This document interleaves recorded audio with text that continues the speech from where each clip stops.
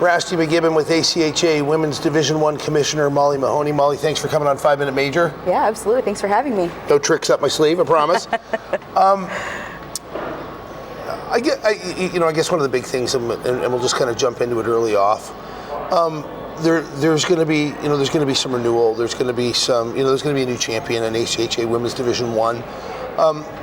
Just briefly give me your thoughts on that. Yeah, so Liberty has won 5 of the 6 years minus COVID, which has been awesome to kind of see that consistency, but I think it'll be really cool and great for the division to have a champion that's never won before. It's going to be the first one in either of these programs' history, and I think that's really good for our league to see some of these newer programs having success and seeing like, yes, Liberty set the bar here, but this is what else we can accomplish, and I think it raises the whole division. It forces teams to get better and improve, and it's great.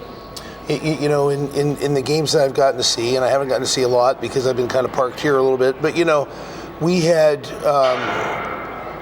a game 2 nights ago where Arizona State, a number 10, took Liberty to the distance. Are you seeing, as a commissioner, you're kind of removed in one sense, in that you're able to watch the level of hockey rise. And you saw a 10 come in and run a 1 right into overtime for them to advance. Tremendously hot goaltender with ASU, but what do you think that speaks to the parity that you're seeing within Women's 1? Yeah, we've had this conversation a lot about like expanding how many teams come to our national tournament, because they're so tight in the competitiveness between the teams from a 10 to a 1 seed, right? That was a perfect example of Arizona State pushing Liberty into overtime. Like, that was so cool to see. And all of our games, for the most part, have been very tight like that. And so even thinking about the rankings as a whole throughout the course of the season, that 1 and 2 spot, we're going back and forth. A 3 and 4 spot, we're going back and forth. 5 and 6, all down the line. And so I think that's where a lot of our coaches are like, our teams are so competitive, even within like our top 15, doesn't make sense to expand. And keeping in mind too, like how many teams as a whole do we have in the division? Right. But if teams are so close in competitiveness and success and things like that, how many more should we add to the tournament?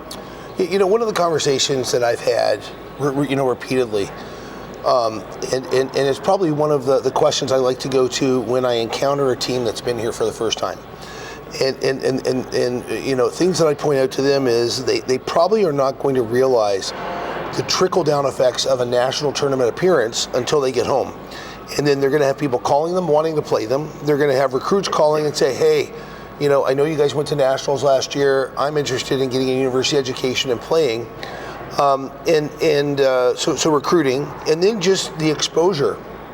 So if you were to consider expanding the tournament, and I don't want a number because I know that there's a lot of work that goes into coming up with that magic number, that's a balance of, and when I say inclusivity, not in what our culture's meaning of inclusivity is right now, but getting enough teams here, but maintaining the level of what you have here this year. Do you also look at it that by having more teams here, it spreads the footprint from all those trickle-down effects that, let's just make up a crazy name, the crazy number. Let's say that you were to go to 40, and I know that's a stupid number, okay? But okay. Now you're providing exposure to 40 teams, and I know right. 40 is, and I pick something crazy so that I don't make any suggestions. Yeah. Do you think it spreads the footprint so dynamically? Yeah, I think you actually brought up an interesting point, though, is kind of that trickle-down effect. So Midland is kind of the one that I think about most recently. So they came to Texas, and that was when we were doing the best 2 out of 3 series. And I think they only played 2 games that weekend, and they lost both 2, and they went home. It was their first national tournament appearance, and now here they are in the semifinal games this year, right? Yeah. And they have been consistently making that trip to nationals. And he's even said, he goes, I spent X amount of money, and it was worth every penny because it's helped develop my program and get kids interested in Midland University that some kids have never heard of, right? Like, as a commissioner, I hadn't heard of that until they applied. So it's great to kind of see these programs coming up and being very successful. And as far as like what our numbers should be, I have no idea. That's a great question. I do think we do need to consider, how many teams do we have in the division, right? Because at what percentage of those should come? How many teams are there in women's D1 right now? There are 31 this season. 31 this season, okay. Yes. So when as a commissioner, and as someone that believes in women's hockey, and knowing you, I know you believe in women's hockey. Where are our geographic areas for expansion? I think the West is a very interesting one, and I would also say out East. So out East right now, with the exception of Liberty's kind of in their own little pocket, but then out East we only have Rhode Island and we have UMass. Okay. And then you think about W2 that has this huge amount of teams out East. And so we've kind of had discussions about how do we help nurture some of those top W2 teams right. and help them come up to W1 so that we could grow out East.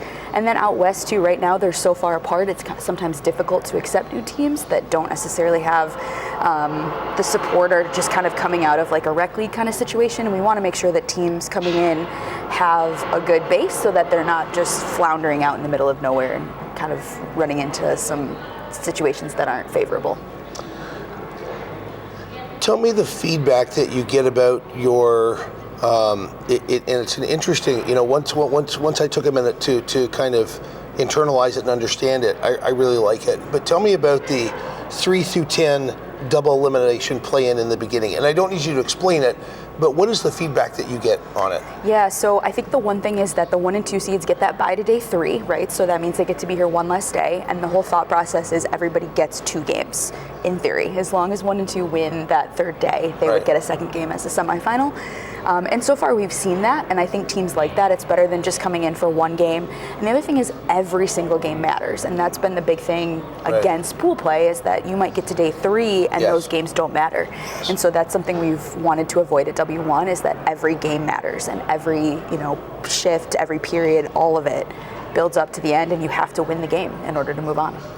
Do you like the autonomy that the ACHA gives you as a commissioner to make that decision on a divisional level? Because I'll tell you something interesting. I've had a bunch of people sit in that seat, right? The D3 guys, they love pool play.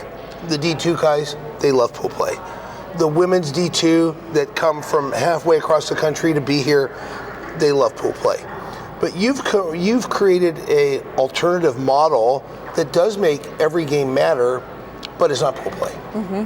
Do you like the autonomy to get to? I do, and I think it allows our coaches to have some creativity too, right? Like this was their brainchild. This was them bringing it up and being like, hey, how can we make this happen? And it allowed us to expand from 8 teams to 10 teams, which was another important thing as far as growth and bringing in more teams. So yeah, I think it's awesome that we're allowed to kind of have some creativity in what we do and how we execute things. I'm not going to pin you down on a number because, again, and to those of you watching, we did not talk about numbers before. Let's look 5 years into the future because that gives you some leeway. Do you think it's reasonable that 5 years in the future we could, and I stress the word could, have 16 D1 women's teams in this national tournament? I mean, is that a possibility? I think so. I mean, that's 6 more. That means, hopefully we'd have 6 more at least joining W1. And hopefully, in theory, even more than that. And with the growth of women's hockey from PWHL to ACHA to everything, right? And even youth girls hockey, I think that's definitely a possibility.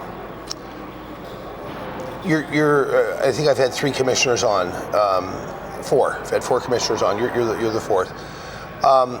If there are programs out there seeing this with interest, can they DM you on Twitter? Can they reach out to you by email? What's the best mechanism? Yeah, definitely. Email's probably the best. Okay, and we'll I got my DJ here, and my DJ's going to put the email address on. This guy's amazing. Okay. Yeah. Email's the best, and just reach out, right? Whether that means you're interested in W1 or W2, like we'll get Taylor involved, and we'll figure out what works best and what's the best route to make sure that the team's successful.